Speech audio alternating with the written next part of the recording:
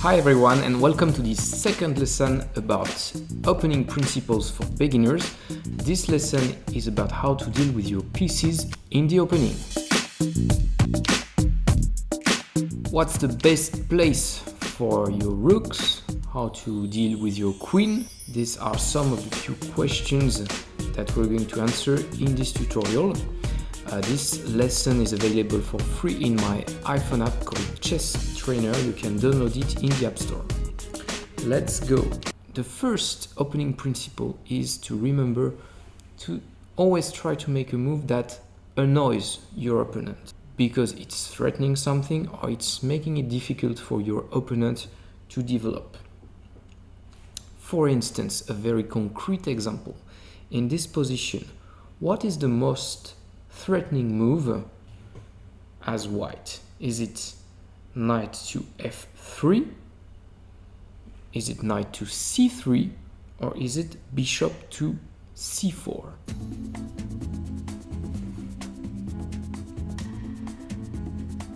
The most threatening move is knight to f3, because as you see here, it does not only develop a piece, but it's also threatening the e5 pawn. On the next move, black has to address this threat.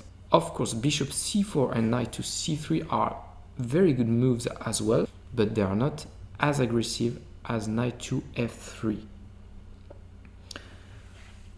A good idea to remember is to try to develop your knights before your bishops. The main reason is that it's generally easier to see what's the correct square for a knight than for a bishop.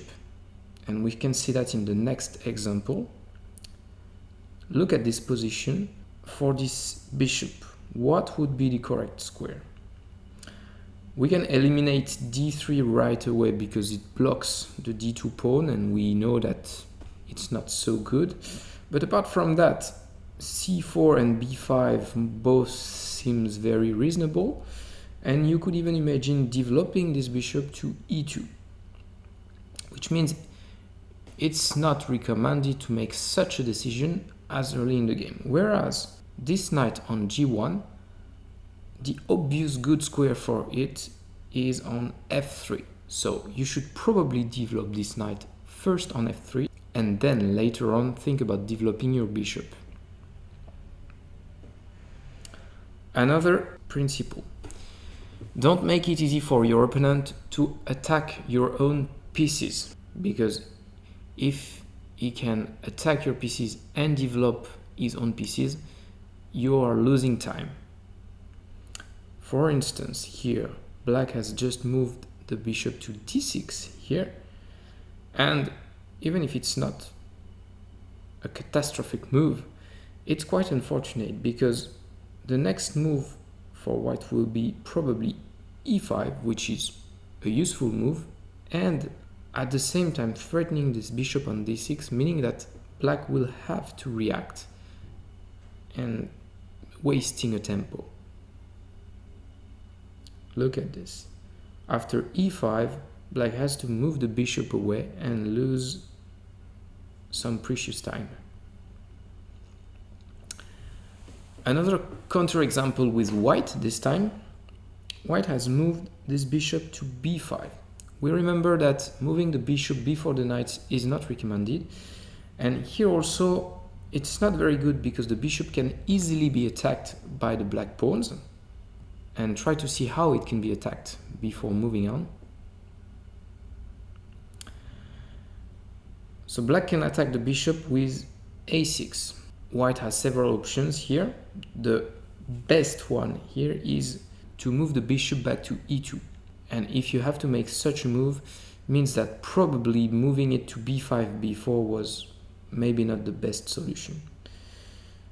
But if you choose to move your bishop to a4 instead, then it's worse, because black can now attack this bishop with b5, bishop b3, c4, and suddenly your bishop is trapped.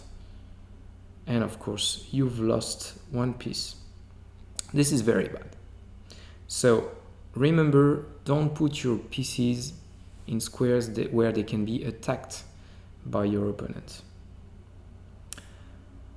A very important advice also. So we've talked about knights, bishops, and we can talk now about rooks.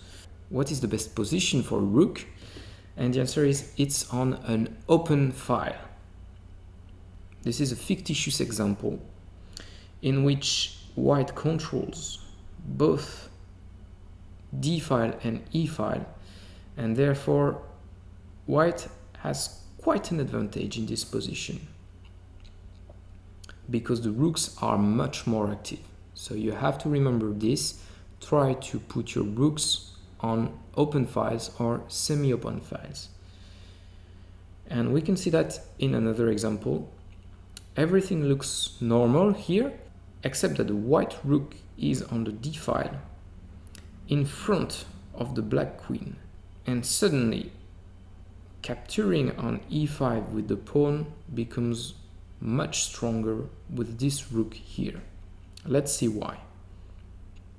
Because here white captures on e5 and black cannot recapture on e5 because this pawn is pinned by the white rook.